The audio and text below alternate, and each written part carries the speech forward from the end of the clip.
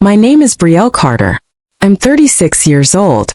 And on Mother's Day, my mother publicly sent me an invoice for $362,000 in front of our entire family.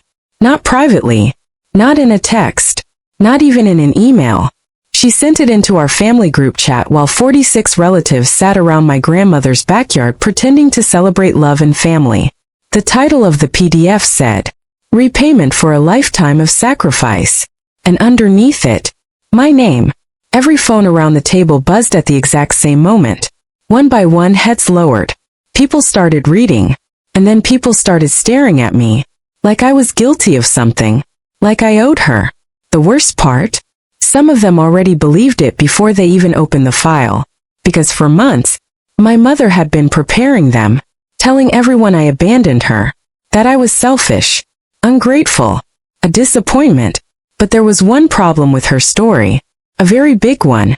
The woman claiming she raised me didn't even live with me during the first 7 years of my life. My grandmother did. And my grandmother kept proof. Not because she planned revenge, because she was the kind of woman who kept everything. Receipts, letters, medical records, photographs, every single thing.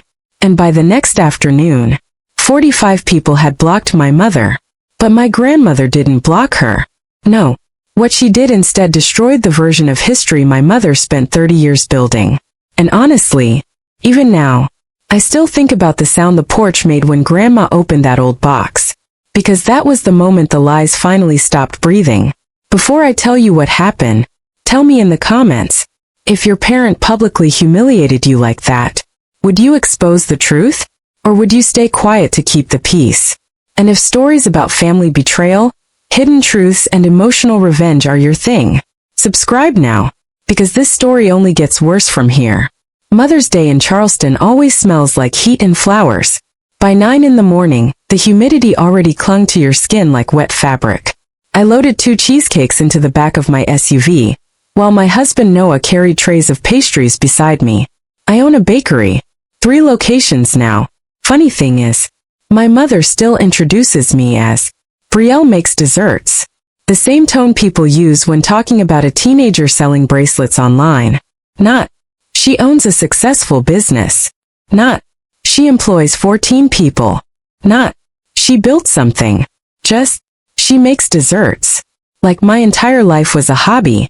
I used to think maybe if I worked harder, succeeded more, made enough money, maybe she'd finally be proud of me.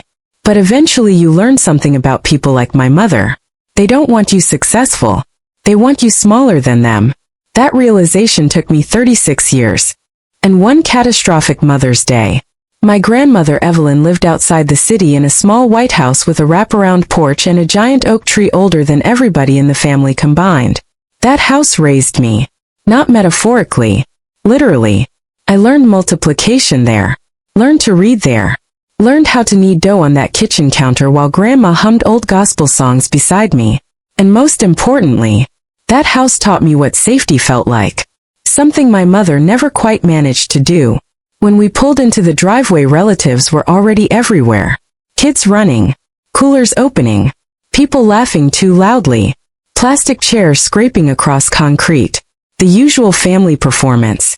Grandma met me at the front steps wearing pale blue slippers and a sunflower apron. 82 years old. Tiny frame. Sharp eyes. Still stronger than most people half her age. She hugged me tight and whispered, "You look tired, baby." Grandmothers always know, even before you say anything. I smiled. "Busy week. You're carrying too much again." She said it quietly. Not judgmental. Just true. Then she noticed the pastries. Oh Lord, these people are about to act like they ain't eaten in months. That made me laugh. And for about 10 minutes, everything felt normal. But normal is dangerous. Because sometimes normal is just tension waiting for the right moment. And my mother had spent weeks preparing hers. What none of us realized yet was that my mother had already drafted the invoice 3 weeks earlier. And hidden inside her purse that afternoon was the document that would split the family in half. My mother Vanessa Carter knew how to control a room. Not loudly, strategically. She weaponized sympathy. Every conversation with her eventually circled back to sacrifice. Everything she ever did came with emotional interest attached, especially motherhood. By lunchtime she was already performing. Standing in the kitchen talking loudly enough for nearby relatives to hear, gave up everything for my girls. Classic Vanessa. Never speaking directly to you. Always speaking through the audience. Planting narratives. Feeding perceptions. And the family helped her do it because families love familiar stories. Especially ones repeated for decades. My younger half-sister Chloe floated beside her like she always did. Perfect hair. Perfect fiancé. Perfect corporate job. The easy daughter. The celebrated daughter. I never blamed Chloe for that. She grew up inside a different version of our mother than I did. By the time Chloe was born, Mom had already rewritten herself into a hero. Nobody talks enough about how dangerous revisionist parenting can be. Parents tell stories long enough, and eventually even they believe them. I carried dessert trays onto the back porch while cousins hovered nearby pretending not to gossip. Then came the little comments, the passive-aggressive jokes.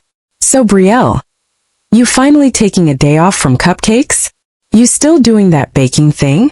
You should make Chloe's wedding cake for free since she's family. The word free always appears around successful relatives. Funny how that works. I smiled through all of it, because that's what family conditioning teaches you. Endure quietly. Stay pleasant. Don't react. But Grandma noticed. She always noticed. At one point she leaned beside me and murmured, "You don't owe anybody, you're shrinking."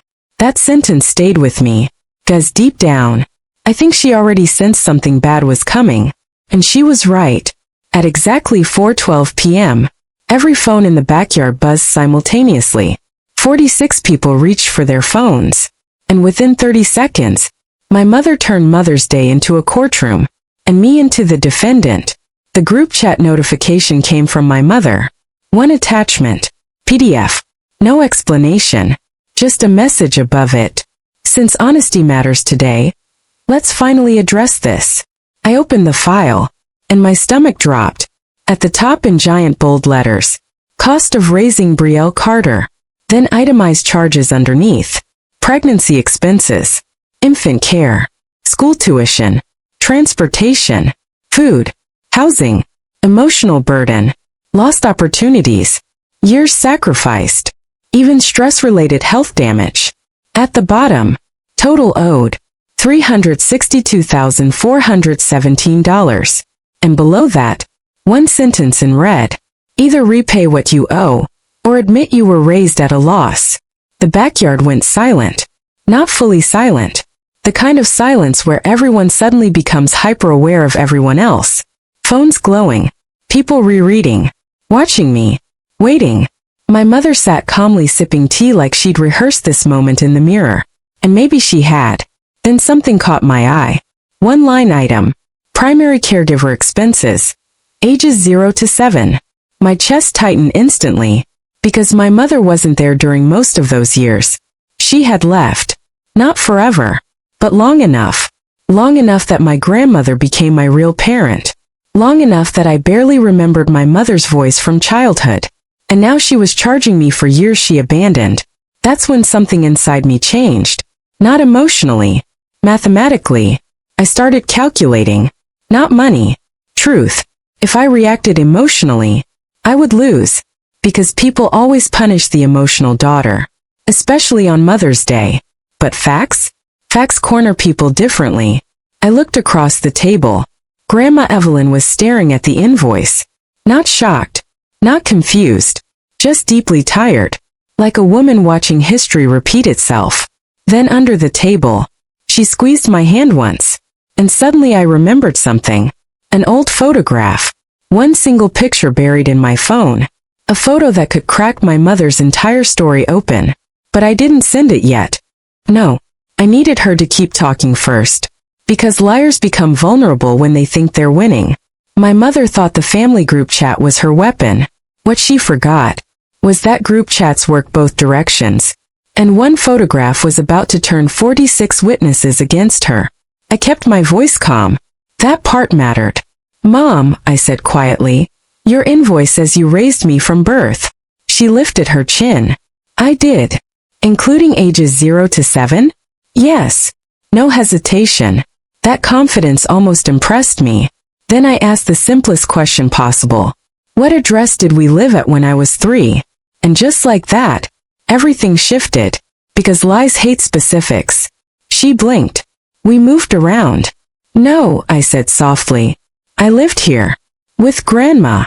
A few relatives looked up from their phones. My Uncle Marcus frowned. My cousin Jenna stopped chewing entirely. My mother laughed nervously.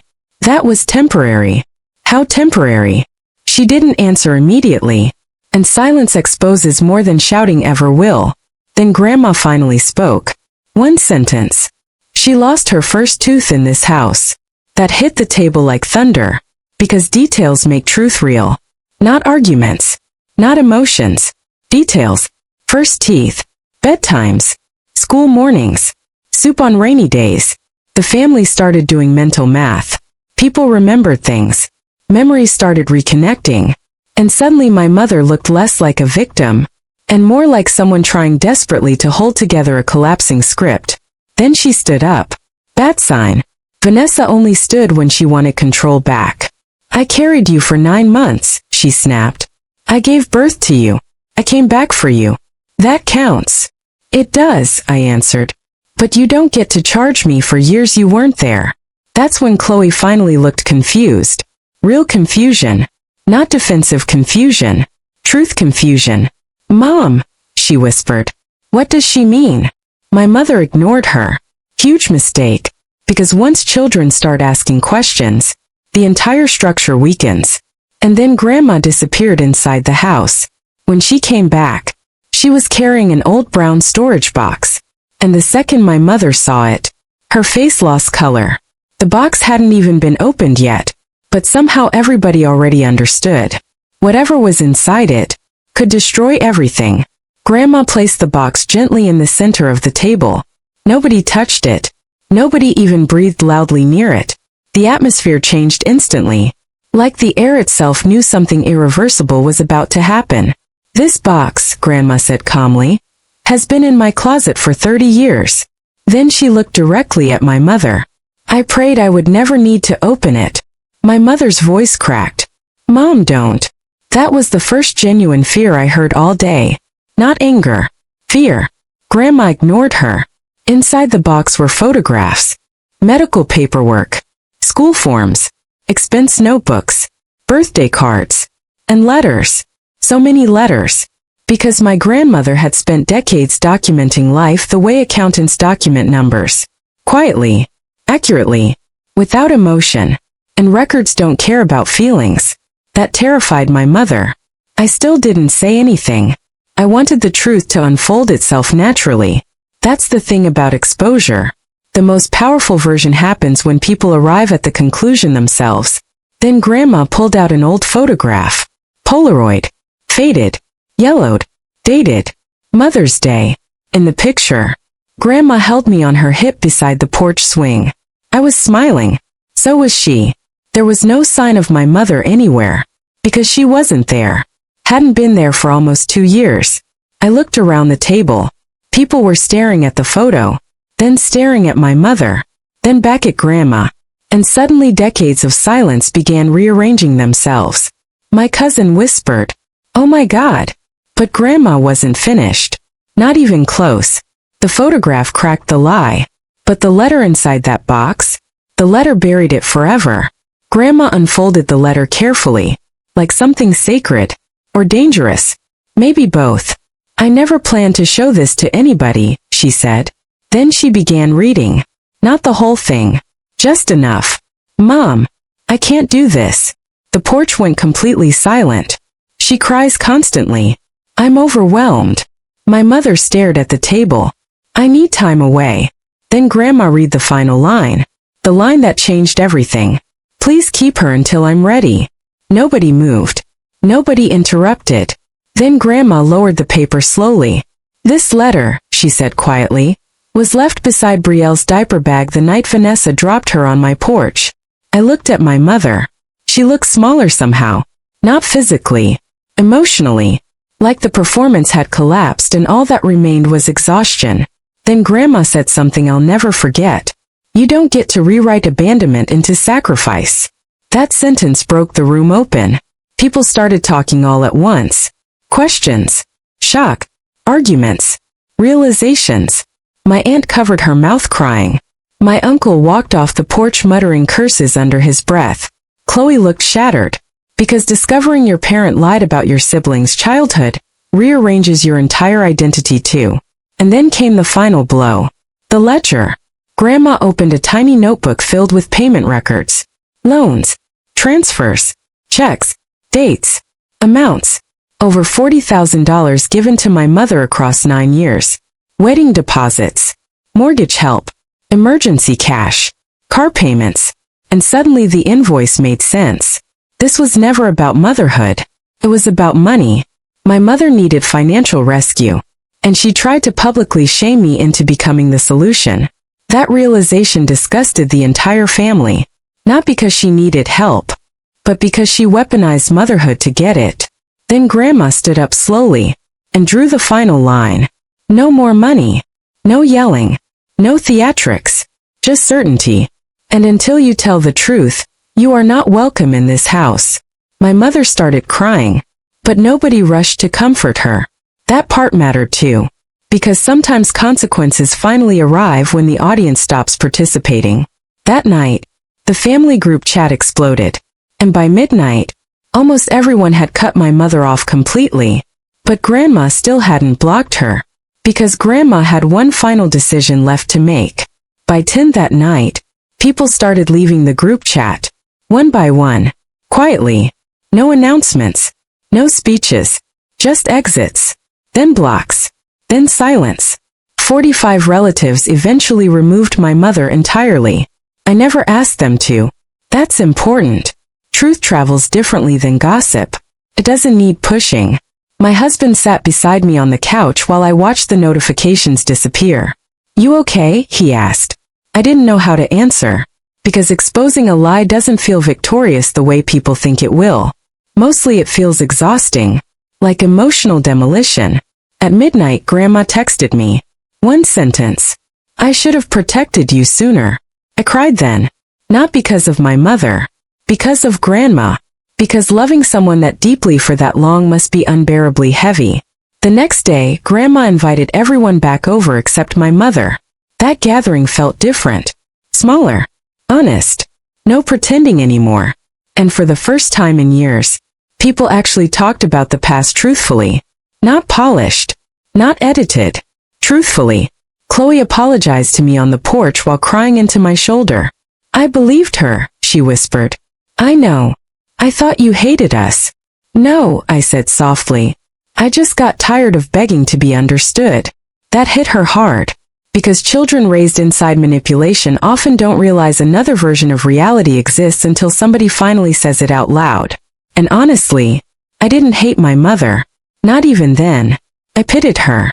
Imagine spending 30 years inventing a better version of yourself because the real one hurt too much to face. That's tragedy too. Just a different kind. But the strangest part came months later, when my mother finally did something nobody expected. Something small, but real. And it changed the ending of this story forever. Life moved on, because eventually it has to. My bakery kept growing.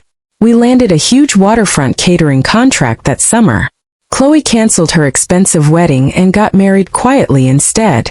Grandma started smiling more. The tension slowly dissolved. Not completely, but enough. And my mother? Therapy. Apparently real therapy this time. Not performative church counseling. Actual therapy. I heard through Chloe that she cried during nearly every session. Again, I didn't feel victorious. Just tired. One afternoon months later, I posted a picture online. Grandma sitting at my bakery counter eating lemon cake. The caption said, "The woman who raised me." My mother liked the photo. No comment. No manipulation. No speech. Just a heart reaction. It sounds small, but after decades of emotional performance, silence can become the first honest thing a person ever offers. Thanksgiving came eventually. Smaller gathering. Less pretending. My mother arrived late. She stood awkwardly in the kitchen for a second before asking Grandma, "Need help?" Grandma handed her carrots to peel. That was it. No dramatic reconciliation. No movie speech. Real life rarely works that way. Healing usually looks smaller, slower, more uncomfortable. Later that night, my daughter climbed into my lap while I scrolled through the old photograph again. "The lady holding baby mama," she whispered. "That's Grandma Evelyn?" "Yep. She loves you a lot." I stared at the photo for a long moment, then smiled. "Yeah," I said quietly. "She really did." My mother tried to charge me hundreds of thousands of dollars to prove I was a burden. But one photograph, one box, and one truthful grandmother reminded me that love given freely can never become debt. And honestly, that truth rebuilt me more than revenge ever could. If this story stayed with you, tell me in the comments. Have you ever had to break family silence just to protect your peace? And if you want more emotional family stories with shocking twists and satisfying endings, subscribe now, because the next story might hit even harder.